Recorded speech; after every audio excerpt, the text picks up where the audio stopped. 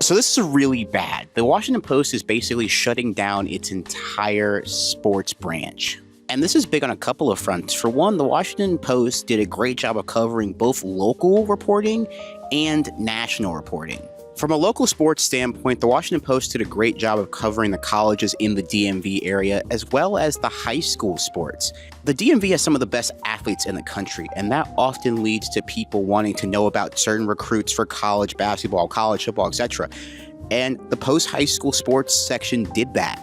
On top of that, there are so many different sports teams in the DMV area, whether you have the Orioles, the Nationals, DC United, the Wizards, the Mystics, the Capitals. There are so many teams in that area alone, and the Post did a great job of covering that. But more than that, the Post also did a great job of covering national news, national sports news, whether it's columns, whether it's features. It was one of the best journalistic institutions that we had, period. And you might think that less sports journalism doesn't affect your love for sports and how you consume sports content, but it does. You know those aggregator sites that often aggregate whether it's news, rumors, or whatnot?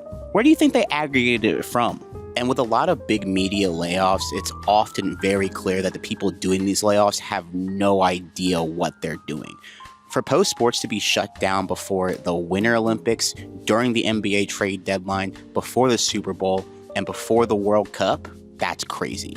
In watching this, please remember to support your local journalists and your local journalistic institutions. Thank you. Please continue to support all of the Washington Post journalists that have gotten laid off today. Journalism is one of the most important things we have in society, and please support independent journalism. Please support journalism as much as you can.